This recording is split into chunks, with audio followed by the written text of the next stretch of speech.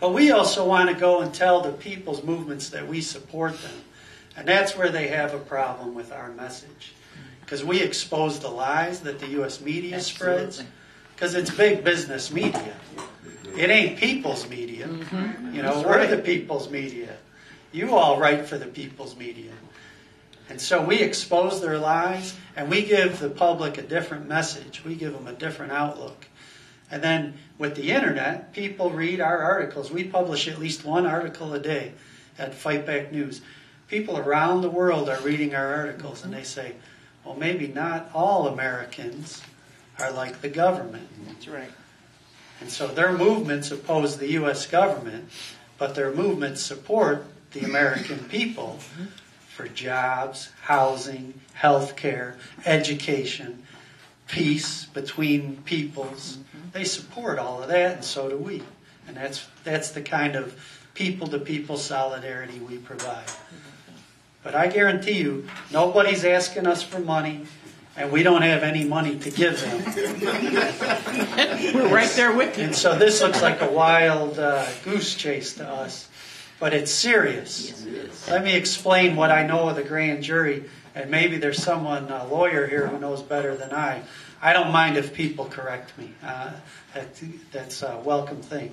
My understanding is that 13 of us now who are called to a grand jury, we enter a room with 23 citizens who are the jury, and then with the U.S. prosecutor and government officials.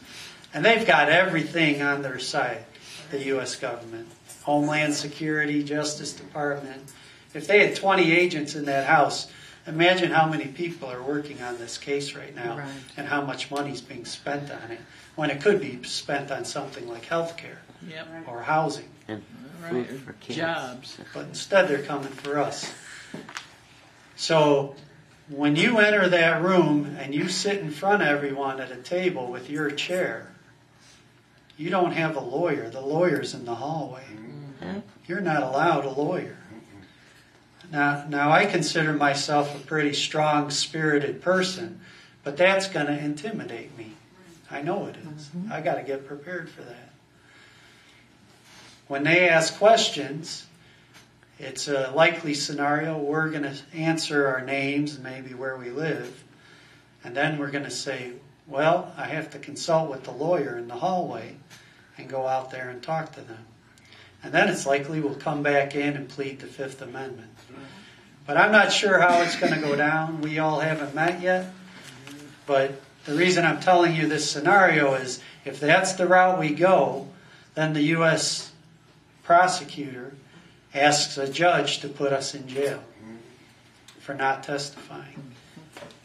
And they try to compel us, and they try to set us against each other and make us snitches. That's what they're trying to do. And there's going to be a lot of pressure. There's already a lot of pressure. So if you don't testify, they can put you in jail for, I understand, 180 days.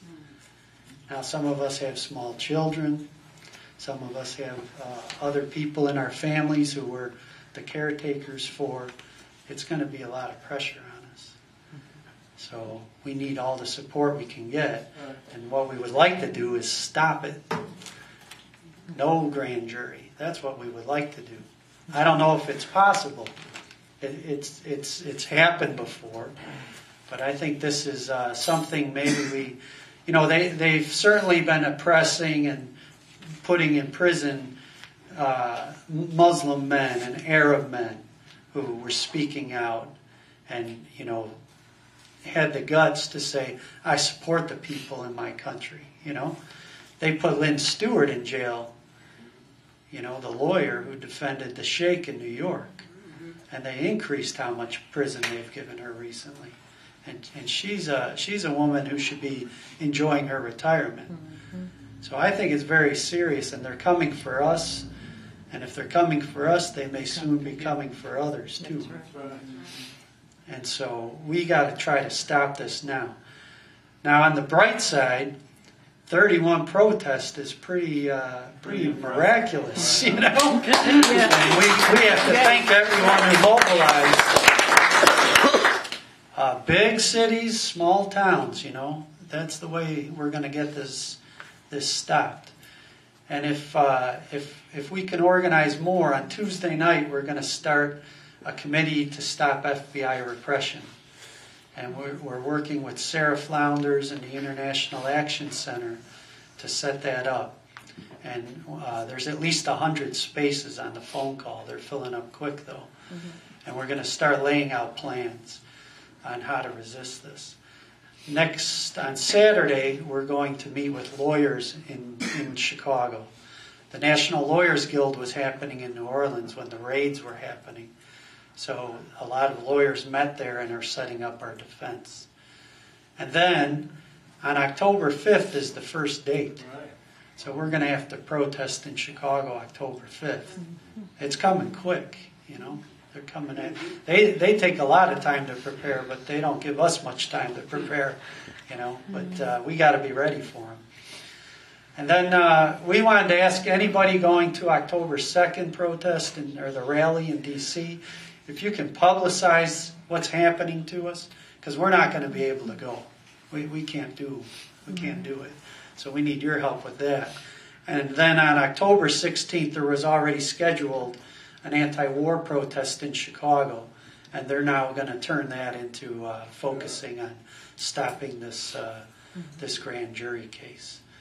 So I'm going to end it there, and maybe questions and comments. And the lawyers say we have to take care with what we're saying, but you know, I've been saying the same thing for a long time, so it's kind of difficult to bite my tongue, because I believe what I believe, and that's what I stand for. So we have to stop the U.S. empire from occupying, invading, going to war in, setting up death squads in, murdering people, and that's what we've dedicated our lives to. And you know, now we're on the line, but that's who we are, and that's who we hope you are, and that you'll support us. So thank you very much. We're going to take a few minutes to take some questions. George Corsetti, who's an attorney. Well, why do you think this is happening now? I mean, here it is just before the elections, and, you know, Obama's in office. It's like, even Bush wouldn't do this, I don't think. Yeah, it was pretty amazing. Yeah, this is definitely a step up from what Bush did in terms of repression, where they targeted, like I said, mostly Muslim and Arab men or small groups of friends, you know. And they really railroaded some people, you know. They really put people in jail who have no reason to be in jail. And so we talked about it, and there's a lot of views. And you know, in part, it's clear that, you know, the election may be playing into it, maybe.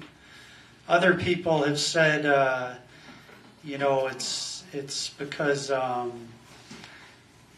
you know, the Republican and Democratic conventions are going to come up again. And we happen to work with groups in Minneapolis. We don't happen to work with them. We do work with groups in Minneapolis who have already mobilized protest against the Democratic convention coming to their town. We also mobilized in Charlotte, North Carolina, to do a press conference to say we would do an anti-war protest outside the Democratic convention. And we were in the midst of planning with people in Florida to start a press conference and maybe a protest in Tampa, where the Republican convention is. So that's another idea. Maybe other people have ideas. I don't. It's not clear to me.